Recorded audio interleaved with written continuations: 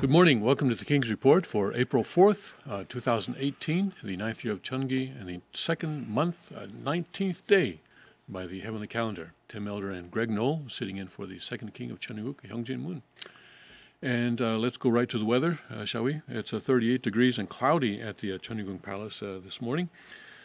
Strong winds developing later today. There's a front coming in, and it's going to, predicted get up to 58 degrees.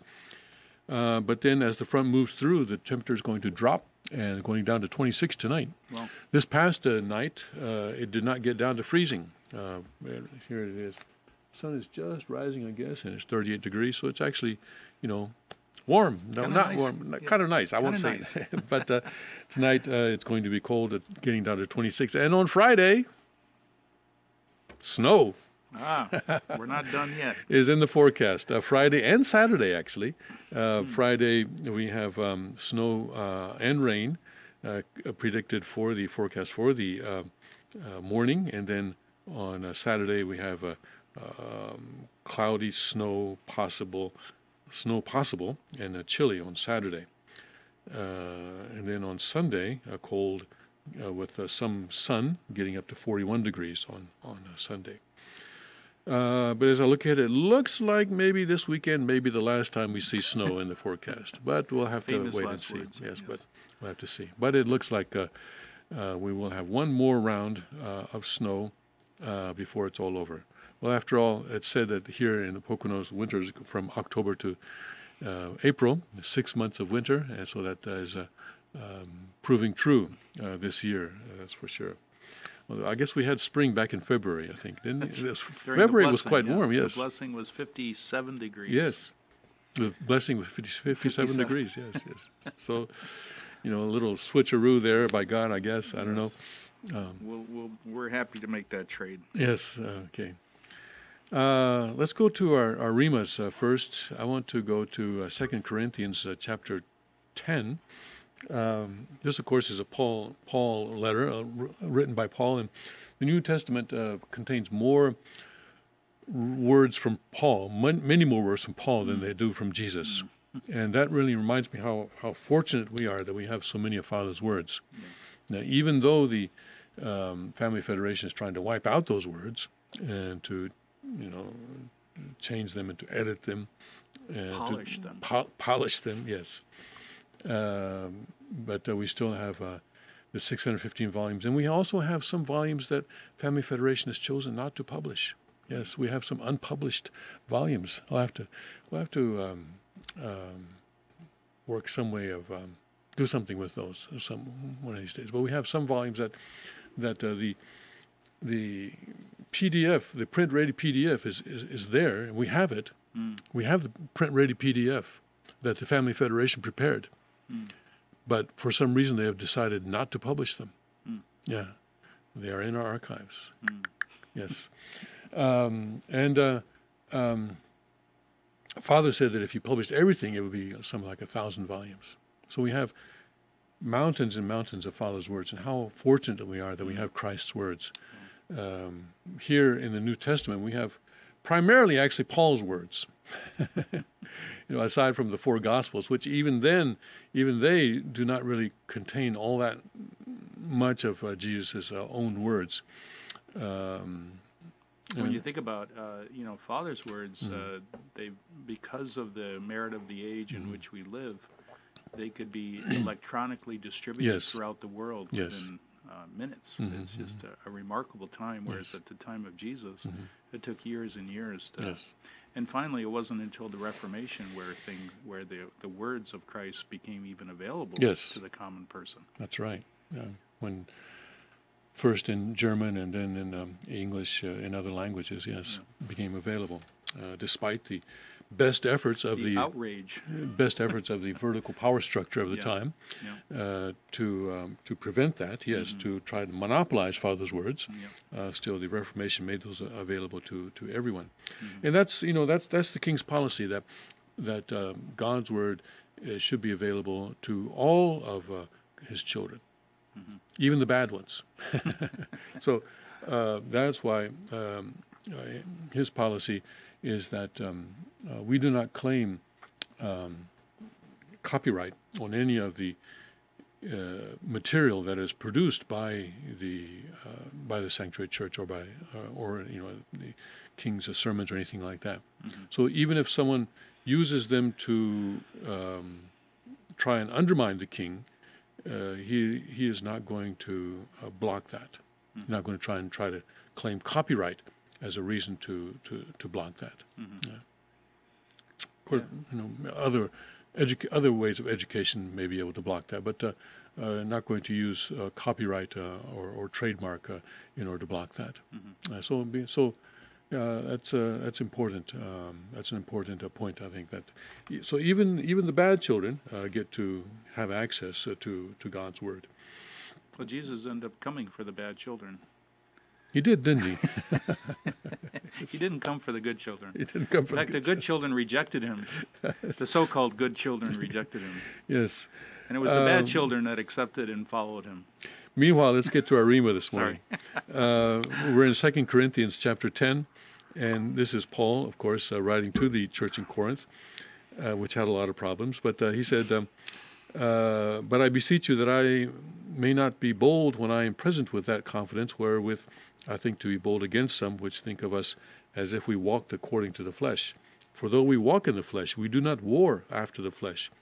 For the weapons of our warfare are not carnal, but mighty through God to the pulling down of strongholds, casting down imaginations and every high thing that exalted itself against the knowledge of God, and bringing into captivity every thought to the obedience of Christ, and having in a readiness to revenge all disobedience when our obedience is fulfilled. Do ye look on things after the outward appearance? If any man trust to himself that he is Christ's, let him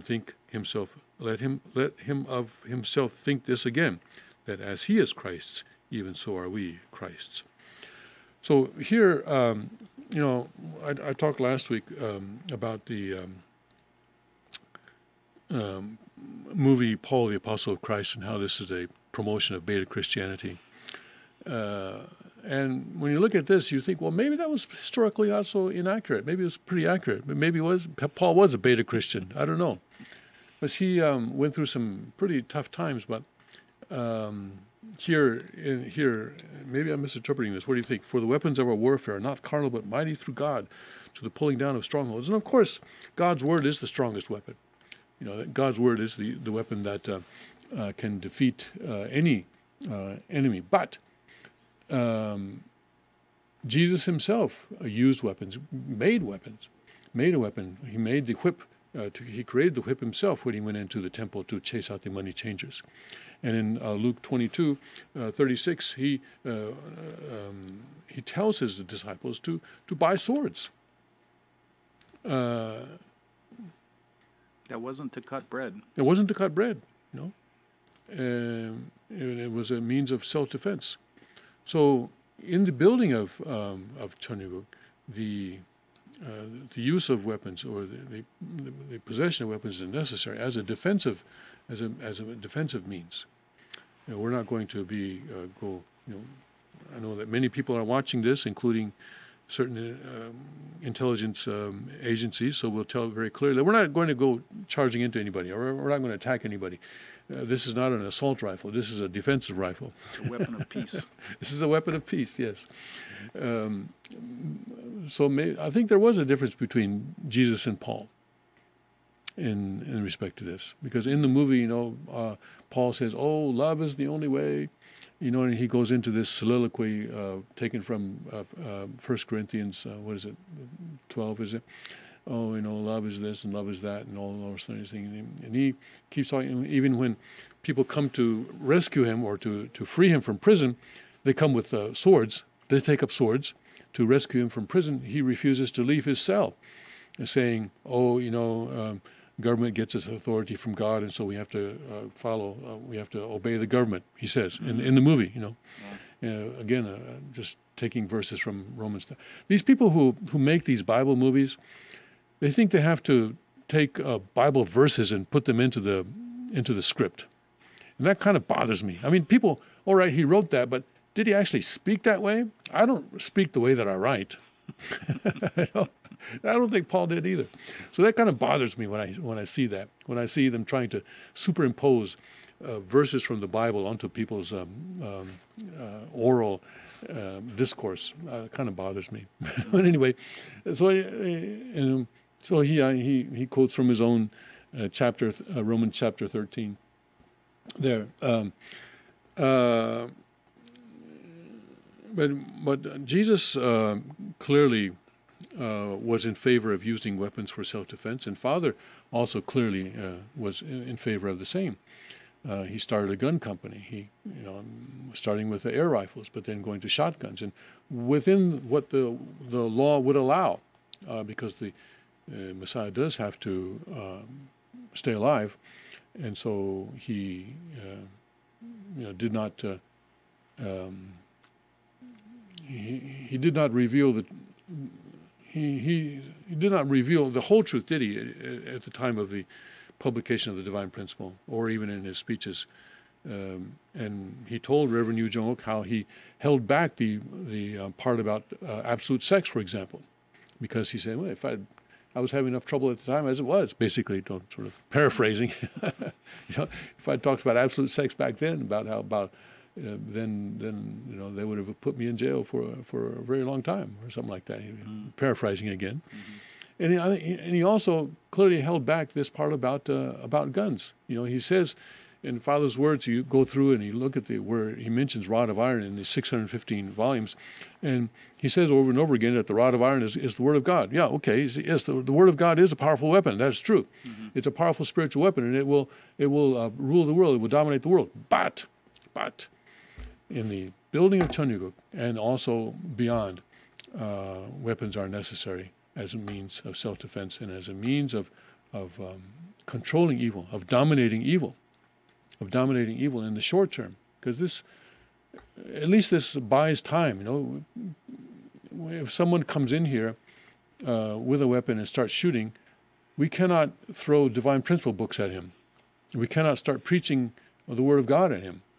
We have to take him down with something like this. Well, Father also honored the founding fathers and their righteousness for standing up against evil and the establishment of a free country of America. Without the establishment of America, the United States of America, then God's providence would be greatly hindered and would not have laid the foundation to receive the Lord of the Second Advent.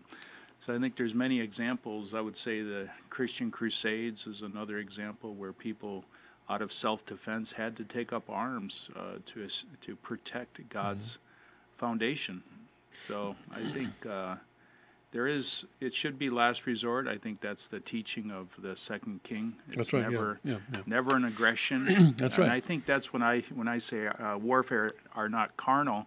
That's the way I read that, is that it's not aggressive. It's not seeking profit. Right. It's not seeking the acquisition of land and people and raping and pillaging. It's really, a defensive measure and something used as a last resort. Yes. But if someone comes after us with AR-15s, then we have to be able to meet that with equal force. Let me go to the Cheongguk now, Cheonsonggyong Rima now, because that actually relates. Isn't that interesting how things tend to relate like that? Here in the book on the restoration of God's true homeland, chapter 1, the opening paragraph there, Jesus came to establish the homeland of the true God. This is on page 2005, if you want to bring it up. Jesus came to establish the homeland of the true God. The prophets and patriots of history worked to build this same homeland. In order to establish heaven, one perfect man must come. One perfect what? Man. Yes. One perfect man must come. This man must be recognized by heaven and earth, begin a family, have children, and then establish a tribe, a people, and a nation. He must indemnify the relationship between Cain and Abel, engraft them to himself, and build the homeland of God's dominion in this world. The prophets and patriots of history desired this result. However, they were unable to build the longed-for kingdom of heaven on earth to which individuals, families, tribes, peoples, nations, and the world could be connected. Therefore, we must abandon the path along which humankind has been heading and go in God's direction, speaking in 1965. So Jesus came to establish the homeland of the true God, to create an actual kingdom on earth. Thy will be done, thy kingdom come on earth as it is in heaven. So to establish God's kingdom on earth, to establish a kingdom, and then he says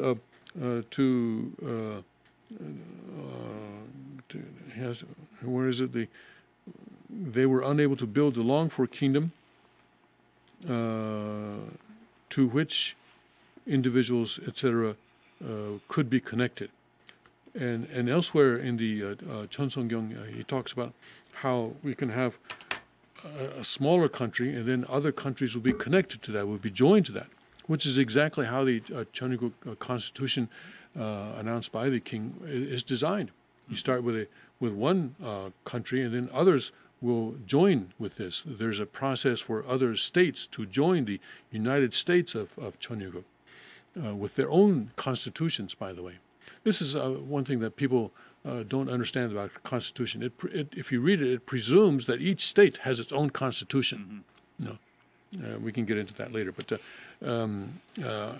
with their own constitution. So this was the purpose for which Jesus came. This was the purpose for which Father came. And when he came to accomplish that purpose, he created weapons. The Vulcan cannon. Yes.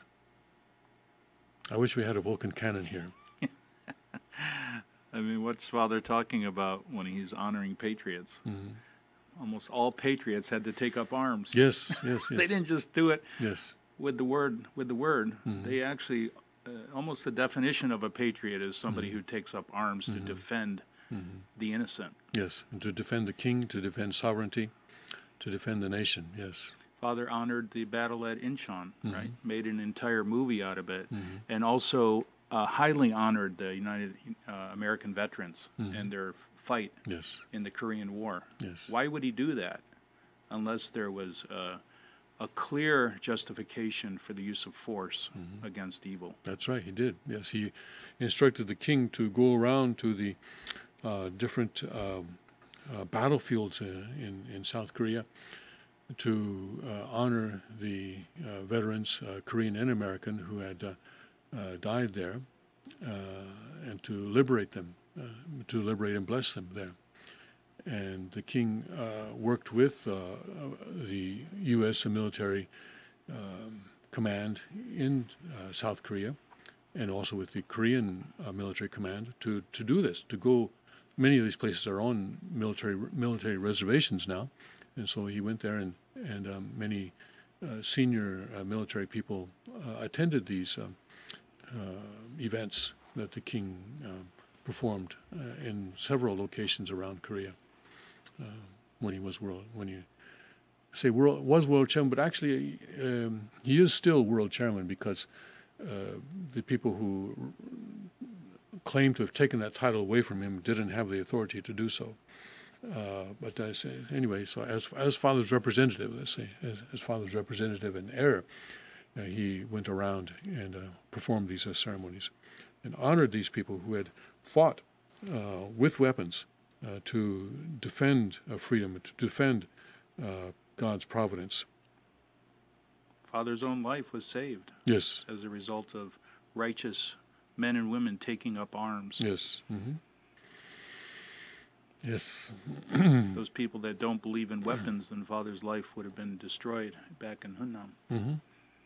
Yes. And it was important that happened, yes. Yeah. The reporters like to ask, well, what about, Jesus said if someone strikes you on one cheek, then give them the other cheek. And the king's answer is, well, that's not lethal force. Mm-hmm. We're only going to use lethal force when our lives are actually in danger. Mm-hmm. And the Concealed Carry University lessons talk about that moment when you use lethal force, and they talk about how, in that moment you may lose control of your bladder, for example. That this kind of a thing happens, or that other physiological things happen, because you're in a moment when you say to yourself, okay, I either act now or I die. Mm-hmm. or either act now or this person dies. And that is a very traumatic moment, and a very it's not a matter of being slapped in the face. It's a matter of when life and death are truly on the line. Mm-hmm. That is when lethal force is used. But if and when that situation arises, we need to be trained and prepared.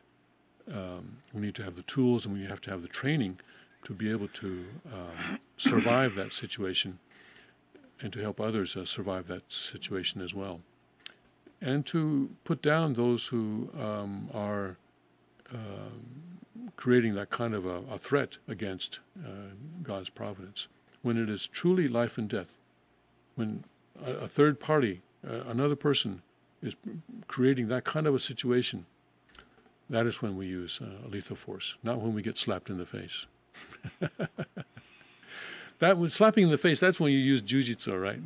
Even then, even in the martial arts tradition, you don't use your skills on a slap on the face. That's also a little bit last resort as well. Yeah, well, yeah. Maybe you can make some hand movements. Well, Jesus said, give him the other cheek. I mean, so what? Being slapped, right. Yeah. I've been punched in the nose by not in training, but in actual sort of a animosity situation a couple of times in my life. And one time I was just sitting at a table talking with this guy, and all of a sudden he sucker punched me. He may be watching, actually, because he is a member. Really? Yeah. Oh, wow. Yeah, we were having a conversation. I don't know, maybe I was winning the argument, I guess. Anyway, I don't even remember what the argument was about. All of a sudden he reached across the table and sucker punched me. But nothing came of that. I was so surprised, I guess. What's going on? Has he since apologized?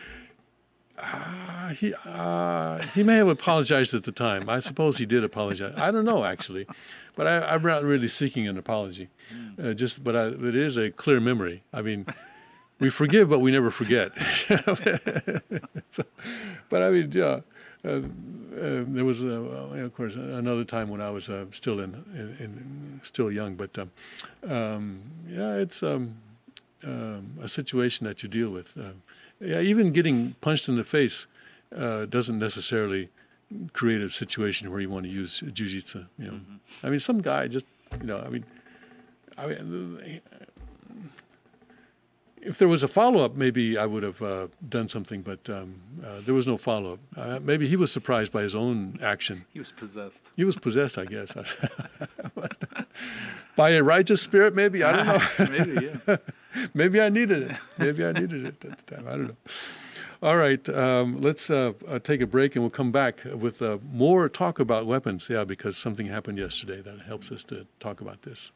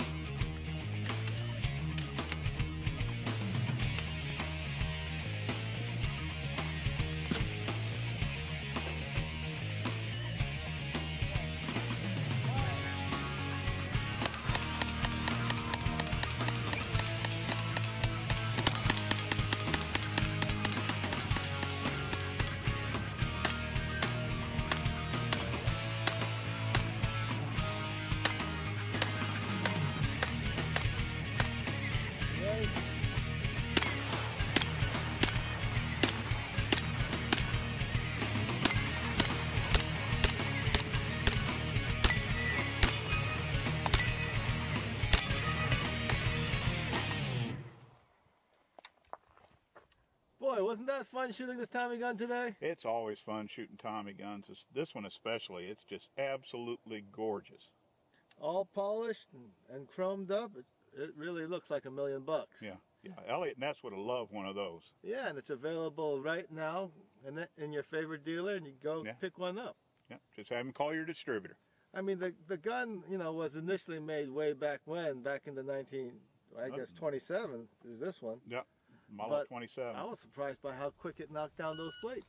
Oh, 3.5 second run, under 3.5 second run, knocking down a plate right. 341. I mean, the gun is heavy. It's about what 12, 14 pounds, especially with this drum. But it's surprising how quick you can go with it. It would actually make quite a good self-defense rifle at home. If I climbed in somebody's window and they were aiming that at me, I think I'd get out of there real quick. So that sounds about right to me. Just the intimidation factor alone. Fire!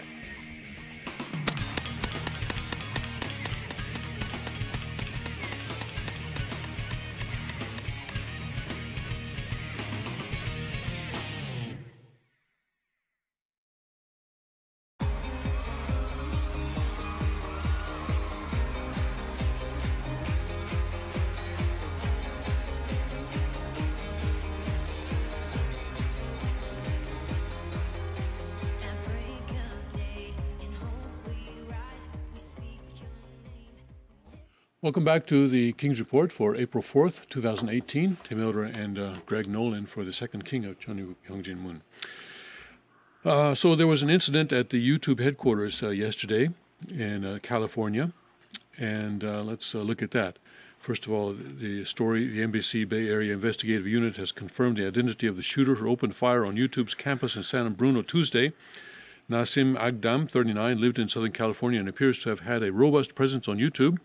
In a video posted in January 2017, she says YouTube discriminated and filtered her content. In the video, Agdam says her channel used to get lots of views, but that after being filtered by the company, it received far fewer views. In one online rant, she complained that YouTube censored her content by imposing an age restriction on one of her workout videos because they were too racy.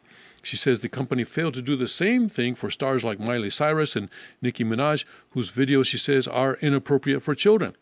In a Facebook post from February 2017, Agdam blasted YouTube saying, "There is no equal growth opportunity on YouTube."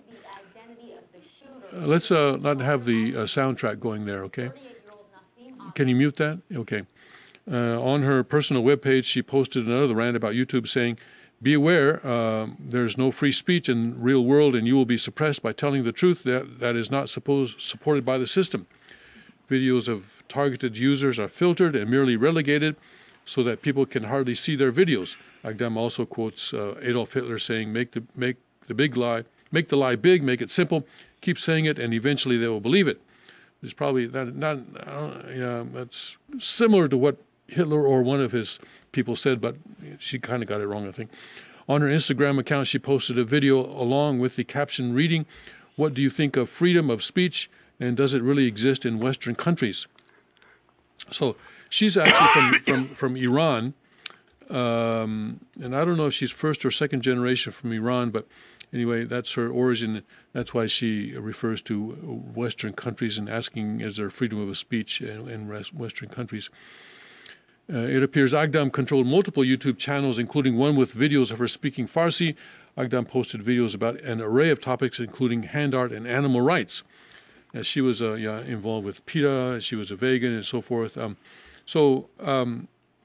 course, a lot of people recently have been having problems with their YouTube views, and some people speculate that the King's videos are being, what do they call it, censored or shadow banned or something like that. Yeah, where they don't show up on searches, or they don't show up on the related videos column there, or something like that. Yeah.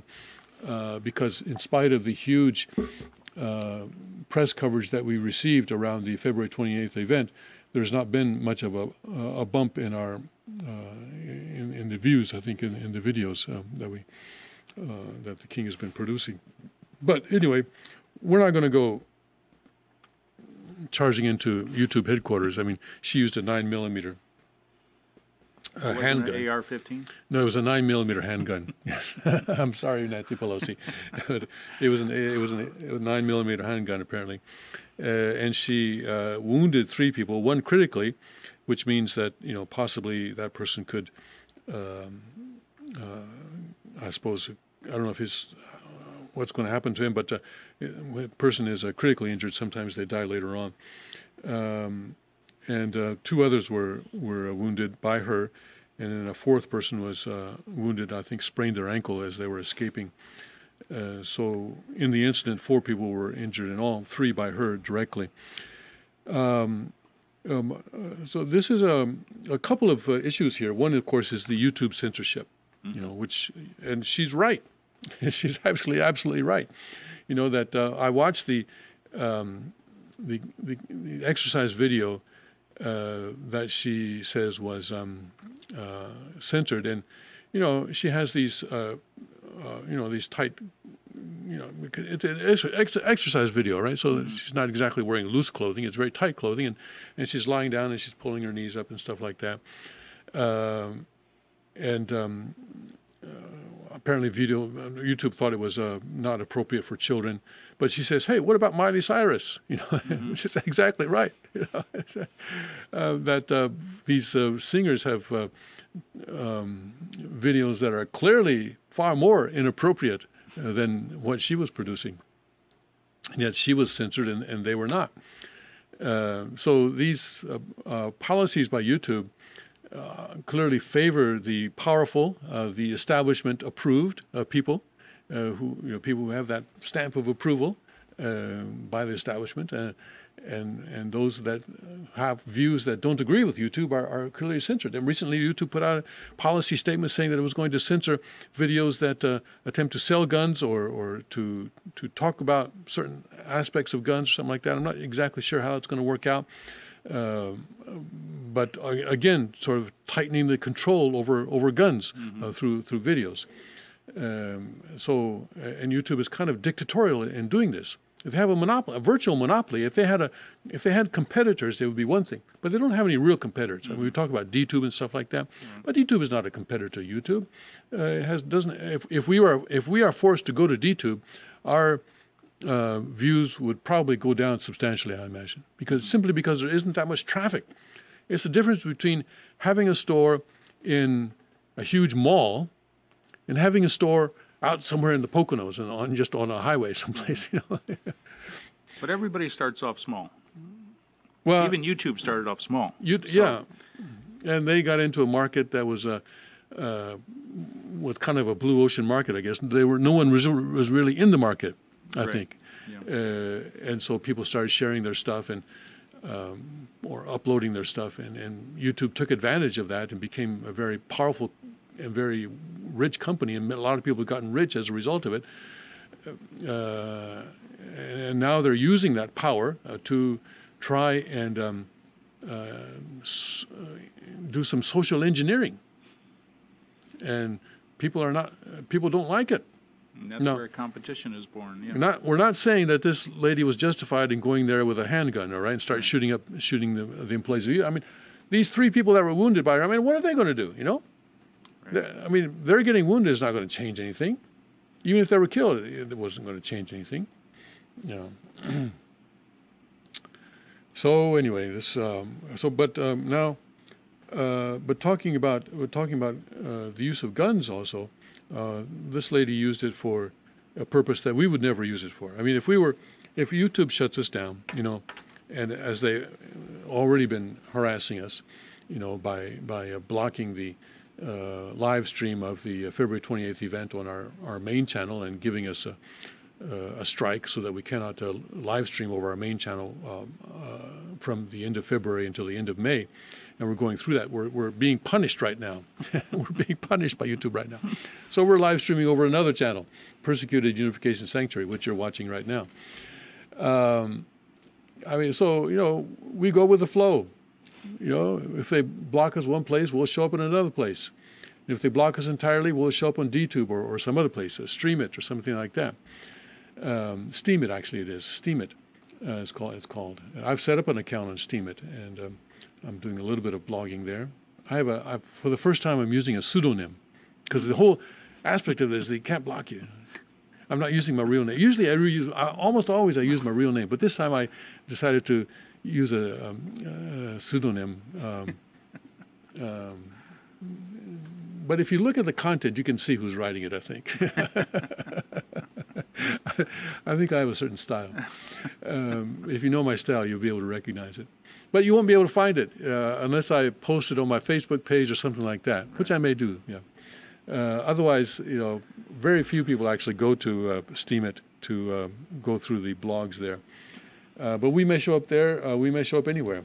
When Father was first starting out, and when they started, when he went to Daegu and started holding services in Daegu, sometimes they had to move the church 2 or 3 times in a single day because they would be blocked. Or a landlord would say, no, you can't do that here. No, you can't do that here. You can't do that here. So they were constantly having to move. So kind of like that. Going through a similar course here. Cyber Yes. movement. But, we're not going to get frustrated like this lady did and go in and shoot the place up, because we know that eventually God is going to win and no one can stop us.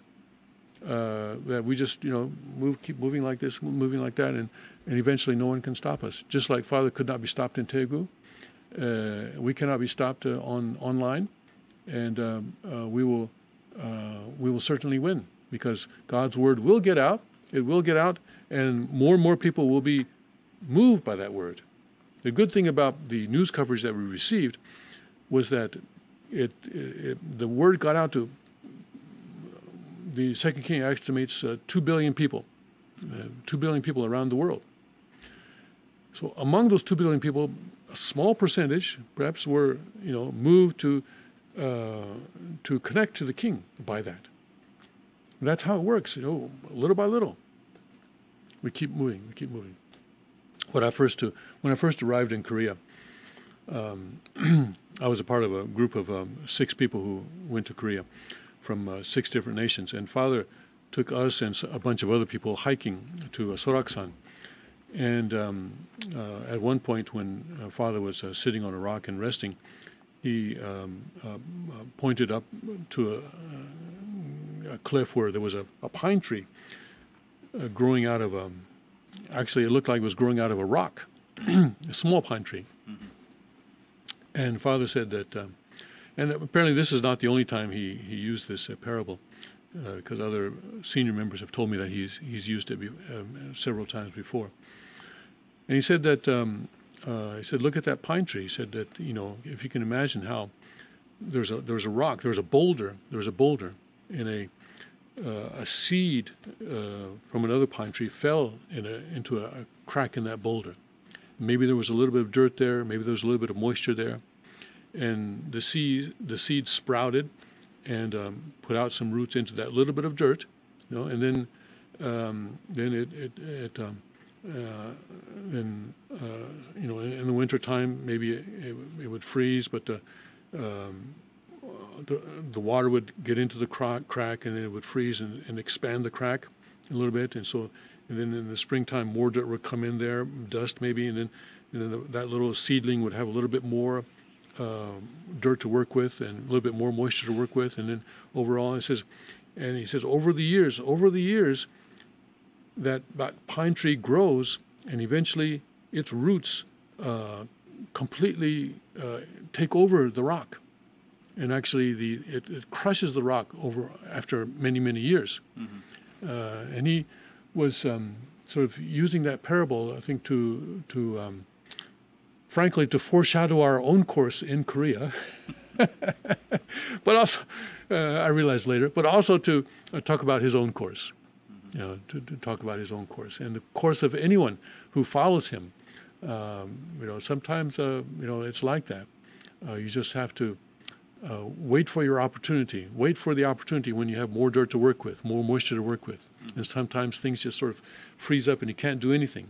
So you just wait your opportunity. And then, but eventually that small crack that you've landed in will expand, and eventually, sometimes after generations, you'll be able to completely embrace that rock and crush it, and turn it into dirt. That's how God's providence has been working for 6,000 years. Yes. And so they can't stop us. This lady was afraid that she was being stopped. I guess she was probably she was depending on the income from her advertising, and she wasn't, maybe that's why she got frustrated to the point that she committed this kind of a crime and actually killed herself, which is too bad. I don't know what kind of a person she is, but she was involved in PETA and some other strange stuff, but it's too bad that a person killed themselves like that. But there's also Patreon, which I have some channels that I like to watch on YouTube. One is called China Uncensored, which is a very good channel for anyone who's interested in following China Uncensored. And YouTube has demonetized them. They will not. They used to make a lot of money through the advertising that they would get, but YouTube has stopped posting ads on, I think, all or almost all of their videos now. So they've developed a system where people can contribute to them on Patreon. I don't know if you've heard of Patreon. No. Patreon is actually a very important service. It was originally designed to be a place where people could go and support artists, like singers or other people like that, and say, okay, every time you produce a video, I will give you $1, like that. Or you can set the maximum. Okay. And so, for example, with China Uncensored, I've signed up for $1 per video to a maximum of $20 a month. And actually, I don't think they've ever hit that maximum. Or maybe they do, but sometimes. Anyway. But I've said I will support China Uncensored in that way. And enough people have done that they are able to continue, because they are not an amateur production. They're a professional production, and they have employees. They have at least 3 or 4 people who are actually working full-time, and this is their full-time job, producing these videos. I mean, as far as I can tell, they do a lot of research, they do a lot of graphics and stuff like that, and it's an excellent channel that they produce. And they're supported by their Patreon supporters. So if people are demonetized by YouTube, then there is that option. She probably should have looked into that. Maybe she wouldn't have to go in and try to kill people if she'd done that. Yeah. I would imagine once the story is looked into, there was a lot of other things going on in her life, would be my guess, that made her kind of unhinge and do this kind of violence against other, that was kind of unprovoked by those innocent people that she shot. Yes, and that's really terrible, that those people were shot. That's that's kind of like the soldier who got his ear cut off in the Garden of Gethsemane by Peter. Jesus is there saying, What are you doing? Jesus put the ear back on. These people they weren't anything. I mean, they were just trying to make a living. I mean, so what if they're working for a bad company? But anyway, morally bankrupt company. But human beings are incredibly creative and innovative. So when people feel like their freedoms are being shut down, then they will resurface in other areas. Like the example that you were giving was a good example of that. And I think YouTube will see its own demise because it is a free market, and I think that competitors will begin to rise up. These free speech competitors. People long for freedom. Yes. And Generation Z is a good example of that. They don't want to be censored. They don't want this trend that we all have to believe in the same thing. So I think we'll see some pretty creative things emerging from all of this. Now, Nancy Pelosi and other leftists are trying to take advantage of this again to call for gun control. Meanwhile, this was a handgun, so yeah. But, what is it? Pierce Morgan is now calling for the banning of all semi-automatic weapons. He says civilians have no reason to have semi-automatic weapons. I don't know if he really understands what he's talking about, because most handguns are also semi-automatic. So out of the 300 million or so firearms that are in civilian hands in the U.S., I would say large majority, probably more than 200 million, are semi-automatic. Because the ones that are not semi-automatic, a good example would be a revolver is not semi-automatic. I have a shotgun, and it's not semi-automatic. I have to pump it each time I want to feed a round into the chamber. So that's not semi-automatic. But most weapons are semi-automatic. So to ban all semi-automatics in the United States, to say that civilians have no reason to have semi-automatic weapons, Piers Morgan, I think, he's unhinged, I would say. Meanwhile, FBI statistics reveal gun sales are exploding. Firearm background checks hit new all-time high for March. Despite Democratic demand for more gun control, federal background checks set a new record high for the month of March. The FBI's National Instant Criminal Background Check System ran 2,767,699 checks for firearm purchases last month, the most checks in the month of March since the Investigative Bureau began keeping records in 1998. Background checks in March were up over 10% from the same month last year, which totaled 1,503,967. Wait a second. That's a lot more than 10%. Something wrong with those figures. That's almost 50%. From 1,500,000 to 2,700,000. That's a lot more than 10%. Handgun checks increased 3.9%, while long guns saw an increase of 17.3%. While there is no statistical data available to pinpoint the exact number of firearms sold, the FBI's background check stats are used as a barometer for gun sales and gives insight into American public sentiment on the reoccurring gun control debate. As Bloomberg notes, the new record highs in background checks sent shares of some publicly traded firearms companies higher on Tuesday. Shares of Sportsman Warehouse shot up 10% at one point during trading, while Vista Outdoor saw an uptick of 4% after the numbers came out.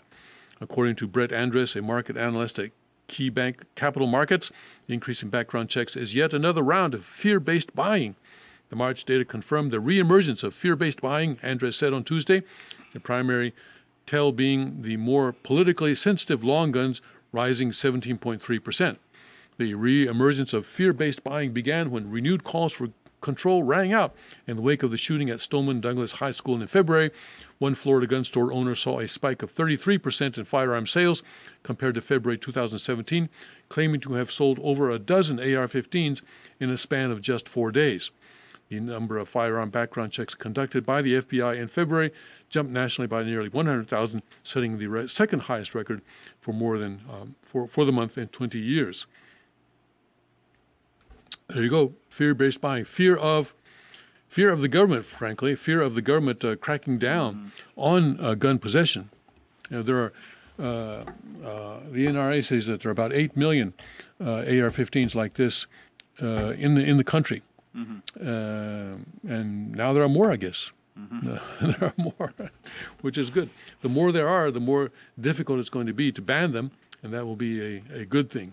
Yes, and the more resistance there will be if such a ban actually comes into place. Yeah, I think the police certainly carry AR-15s for good reason. They're effective. Yes. They're powerful. Yes. And the king says when a bad guy sees an AR-15, they cower in fear. Yes. All right. Let's take a short break, and then we'll come back in a minute with more news from a Chunuk perspective.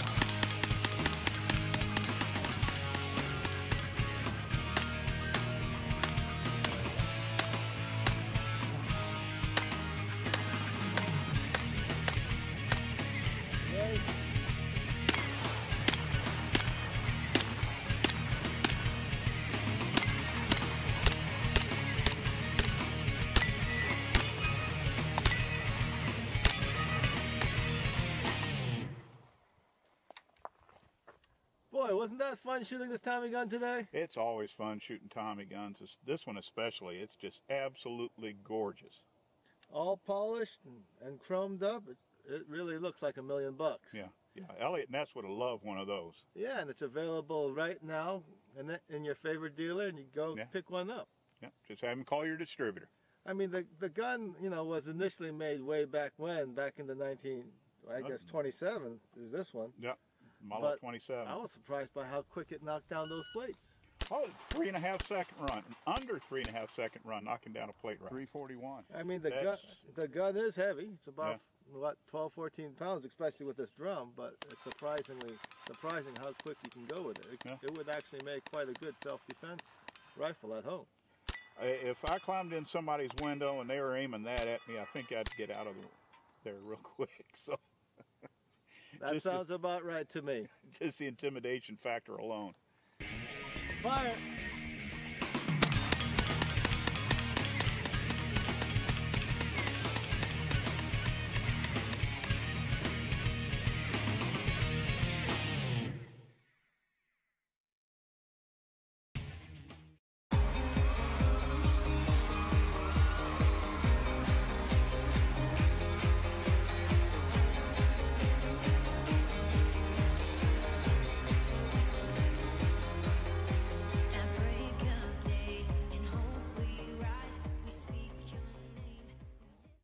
Welcome back to the King's Report for April 4th, 2018. Tim Elder and Greg Nolan for the second King of Chengdu, Hyung Moon.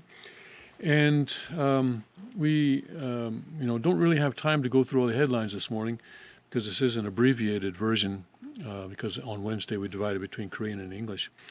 We have to talk about the border situation, that caravan apparently is not breaking up, all right?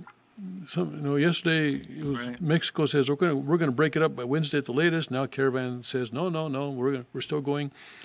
We don't really know what's going to happen until they actually show up at the border because there are a lot of unanswered questions there. Anyway, then of course there's the trade war with China, but then there's the super volcano eruption of Yellowstone, which will make everything seem like a secondary issue. Yes.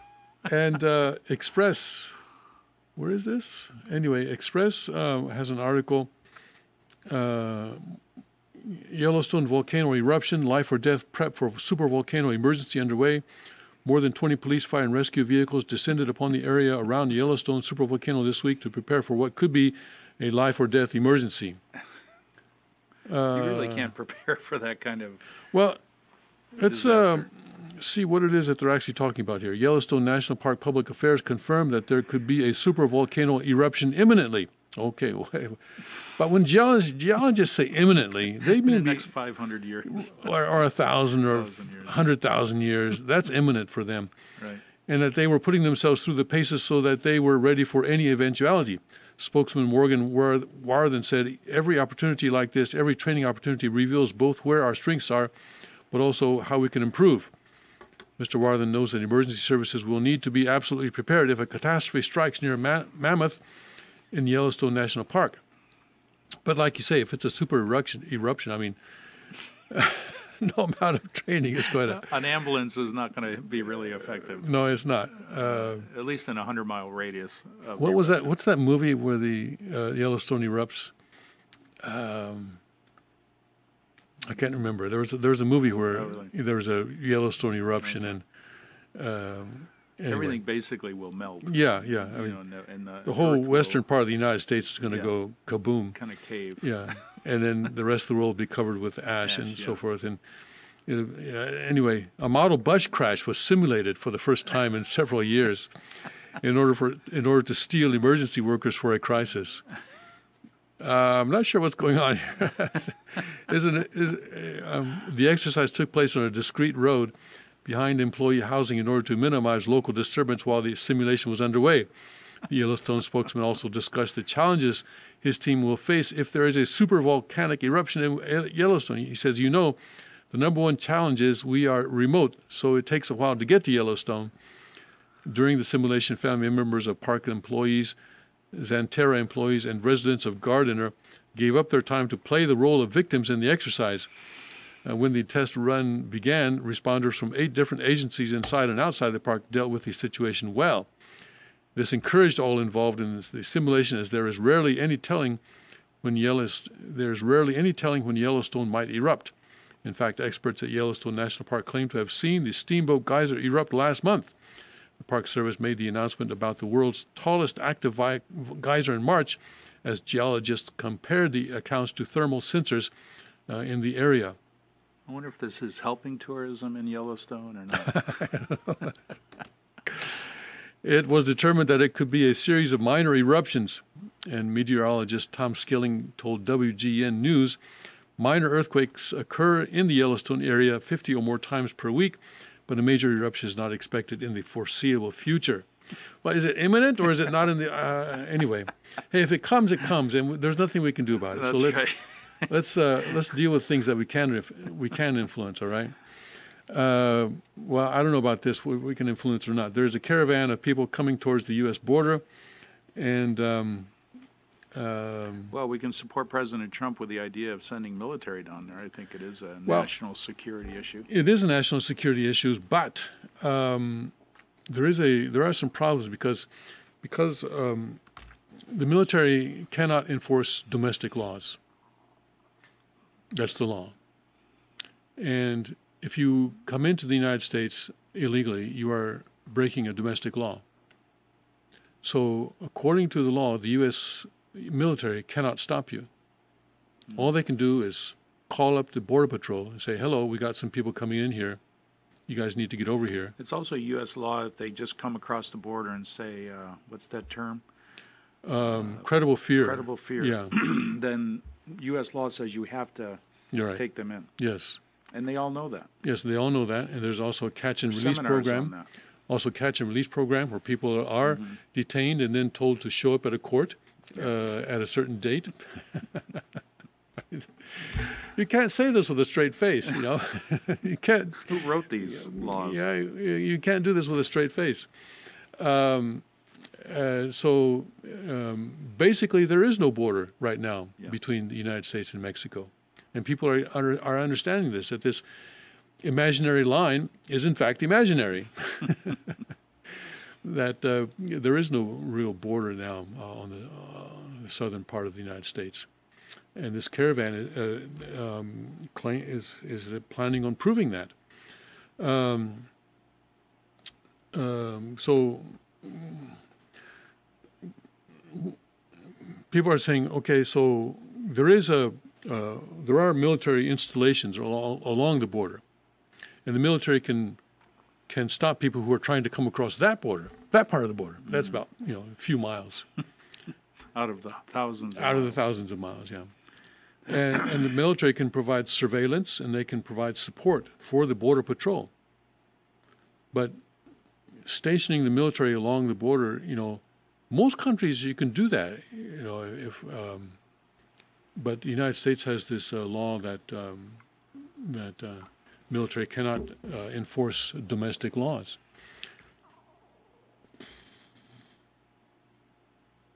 Unless perhaps there's a state of emergency. Then maybe the National Guard could be used. National Guard, yes. National Guard, most likely in this case too, will be used. Which can involve themselves in domestic issues. I'm not sure of the fine line there. There is a fine line, yes. But it's going to be difficult to see exactly what the military can do. I mean, if someone is coming across the border, can they shoot them? No, they cannot. I would think this whole event, though, is certainly making a case for the wall. Yes, it is. Right? I mean, it's certainly becoming more and more common knowledge how screwed up our immigration laws are. Yes. And our border insecurity is. Let me see. I wanted to connect to one of these articles here about the border. Let's see if we can get it. One of these publications has a reporter. They say he's embedded. In other words, he's part of the caravan. he's part of the people who are going to come up and ask for asylum. But this is the Gateway Pundit, a showdown, defiant caravan of illegal aliens unfazed by Trump's call to guard Mexican border with military, continue marching to U.S. President Trump said Tuesday to press pool reporters he will use the military to guard the border against the caravan of illegal aliens marching their way to the United States from Mexico. Actually, it's through Mexico, but anyway. He unleashed a tweet storm Sunday morning, which continued into Monday, warning Mexico about the caravan of army. Now, Trump is clearly angry about this. He's not happy, and he's looking for any way that he can to stop this, stop these people from coming in. A caravan army of over 1,200 illegal aliens from Central America marching their way through Mexico to the U.S. border. And apparently, when they came into Mexico, they just sort of bust through the border, and the Mexicans allowed them to do that. They just went through without doing any, immigration processing through to get into Mexico either. So they just sort of walk through, say, "Hey, try to stop us." And Mexico decided not to. So I want to know who's funding these people. Right. I can take a guess, but I want to know. There's water that they need, and food, and accommodations. Right. Is the plan to come to the border and go home? No. No. No. The plan is to come to the border and seek asylum.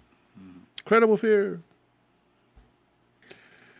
Monday evening, embedded BuzzFeed reporter Adolfo Flores reported the Mexican immigration authorities said they are planning on disbanding the caravan of illegal aliens by Wednesday in Oaxaca. However, later Monday evening, defiant caravan organizers vowed to march forward to the U.S. border and plan to cross over from Baja California.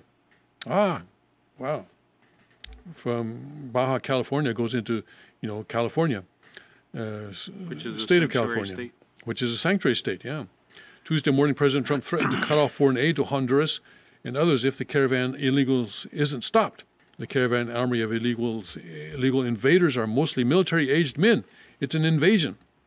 And President Trump told reporters, until we have a wall and proper security, we're going to be guarding our border with the military. But there is guarding our border with the military is something that you could say probably in most other countries, I would imagine. Mm-hmm. But not in the United States. You cannot guard the border with the military in the United States. It's too vast. Well, it's just that the laws don't allow you to do that. I mean, no, the military could, if the law allowed them to. I'm sure the military could guard the border, yes, but the law doesn't allow them to do that. There's a long history of Honduras and MS-13 too. Yes, well, MS-13 originates from El Salvador. Right, Honduras is the country was the highest murder rate in the world. Mm-hmm.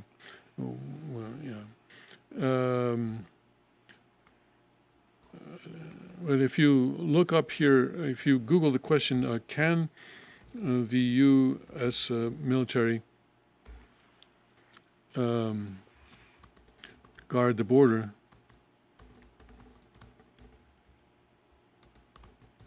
It comes up with the information about the difficulties involved in that. Of course, this is Google, and so they will try to point that out. Anyway, you can look at that. Oh yeah, here's the one I was looking at before on talkingpoints.com. Can Trump send the military to guard the U.S. border? In other words, will the law allow it?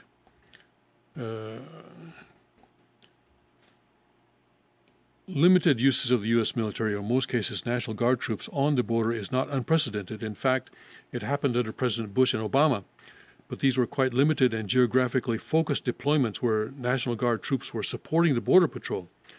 The distinction is key because the Posse Comitatus Act makes two things clear. One, soldiers and other military personnel can't enforce U.S. laws within the United States. And two, they can't detain or search people or do most of the things that usually go along with police authority in the United States. There are other things they can't do, but those are the key ones relevant to the border. The Congressional Research Service report from 2013 explains the particulars of the law, what it prohibits, how those prohibitions have been implemented with regulations, and so forth. Here's the key passage from the report. The primary restriction on military participation in civilian law enforcement activities is the Posse Comitatus Act, PCA 21. The PCA prohibits the use of the Army and Air Force to execute the domestic laws of the United States, except where expressly authorized by the Constitution or Congress. So Congress can change this, but they're not going to. The PCA has been further applied to the Navy and Marine Corps by legislative and administrative supplements. For example, 10 U.S.C. Section 375 directs the Secretary of Defense to promulgate regulations forbidding the direct participation by a member of the Army, Navy, Air Force, or Marines in a search, seizure, arrest, or other similar activity during support activities to civilian law enforcement agencies. DoD issued Directive 5525.5, which outlines its policies and procedures for supporting federal, state, and local LEAs, that's law enforcement agencies. DoD Directive 5525.5 prohibits the following forms of direct assistance. 1. Interdiction of a vehicle, vessel, aircraft, or other similar activity. 2. A search or seizure. 3. An arrest, apprehension, stop and frisk, or similar activity. And 4. Use of military personnel in the pursuit of individuals or as undercover agents, informants, investigators, or interrogators. It is generally accepted that the PCA does not apply to the actions of the National Guard when not in federal service. As a matter of policy, however, National Guard regulations stipulate that its personnel are not, except for exigent circumstances or as otherwise authorized, to participate directly in the arrest or search of suspects or the general public.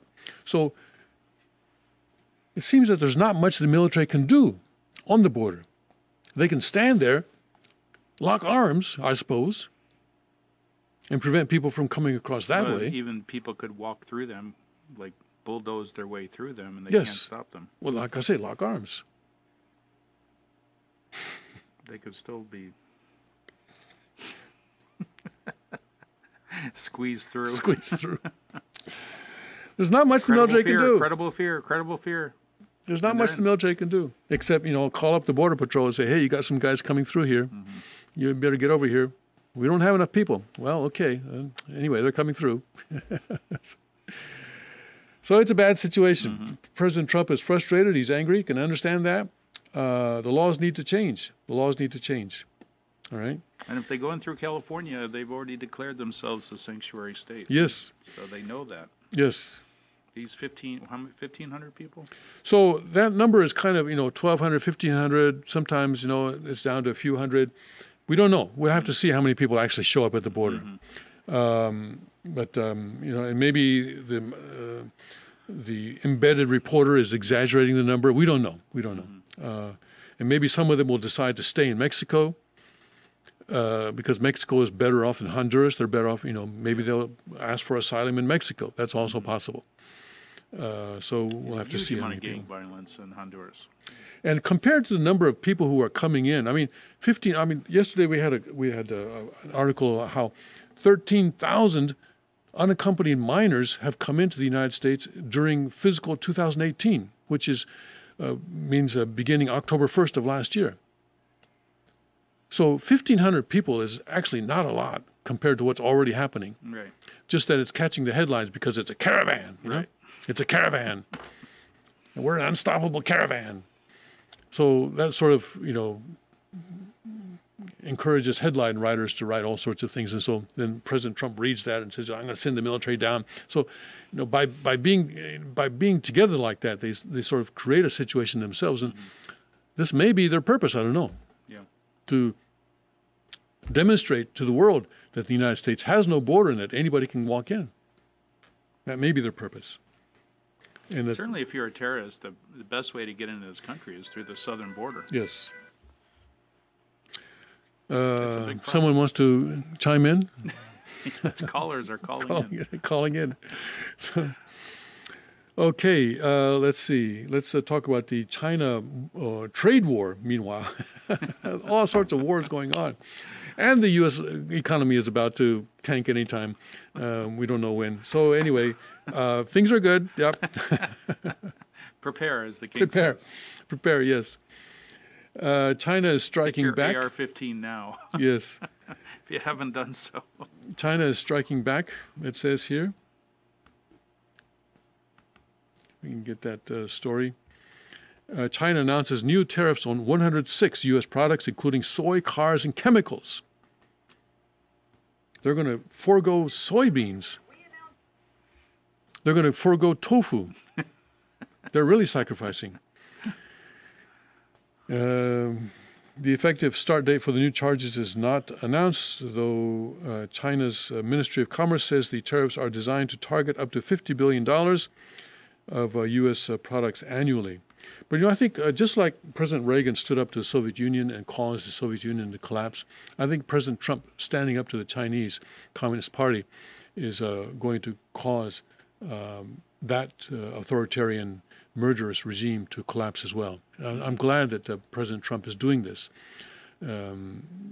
Just as the Soviet Union could not keep up with the United States when the U.S. really put its foot down, I think China also cannot keep up with the United States, cannot compete with the United States in this kind of a situation.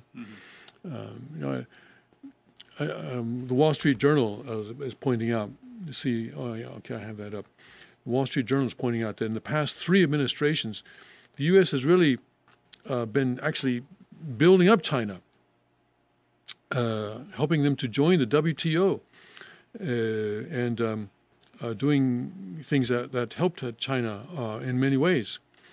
Overlooking all sorts of human rights violations, atrocities. It says that the Trump administration's moves represent a significant change in U.S. strategy for dealing with China.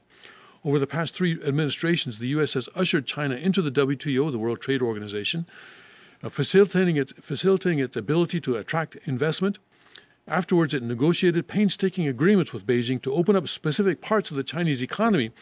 U.S. officials and Chinese reformers felt such change would be in the interest of both nations. Turns out not. Mm-hmm. Now the administration sees such talks as having produced too little for the U.S., so instead the U.S. is applying maximum pressure and pushing China to negotiate under the threat of heavy sanctions. The China experts don't have a good solution to get us out of this fix, apart from more high-level dialogue, said Warren Maruyama, a former Bush USTR general counsel, defending the administration's move. The U.S. Trade Representative Robert Lighthizer might as well take his shot, Mr. Maruyama said. Last year, the U.S. ran a $375 billion merchandise goods trade deficit with China. President Donald Trump has said he wants that reduced to $100 billion. While U.S. markets rebounded on Tuesday, they have been volatile for weeks, in part because of fear the Trump administration policies might lead to a trade war between the world's 2 largest economies. News of the tariffs was released after the close of regular trading on the stock exchanges Tuesday. We intend to get along with China, but we have to do something very substantial about the trade deficit, said Mr. Trump, speaking at the White House earlier on Tuesday. I campaigned on that. I talked about that. USTR said the size of the punitive tariffs targeting Chinese economy is commensurate with an economic analysis of the harm caused by China's unreasonable technology transfer policies to the U.S. economy. Washington worries that Chinese cyber espionage and unfair government subsidization is helping China leapfrog technology and can eventually put the U.S. at a disadvantage, both militarily and economically. China denies it engages in unfair or illegal activities. Who? Us? But, they talk about the unfair or unreasonable technology transfer policy. That means that when a U.S. Company goes to China and wants to work in China, do business in China, the Chinese government requires that in order to do that they transfer some of their technology to Chinese companies, so that China can eventually defeat the United States. And so U.S. is saying that is unreasonable and unfair, and they want that to stop. So looking back, it was not a good idea to coddle China. It was not a good idea to help the Chinese Communist Party get this kind of a power in the world, to build them up to be the second largest economy in the world. Created a monster. Yep. So now having to deal with that, but as this former Bush administration official says, no one has a solution, so we might as well take a shot. Do what you can to block them. Can't continue the status quo. That's Cannot continue the status quo. That's for sure. Yes. China, Xi Jinping has declared that it intends to become the preeminent superpower in the world by 2050. that they and they're working very hard on that in many ways. And unfortunately, there are still many people who are helping them. That's the problem that we are facing today. All right, let's see.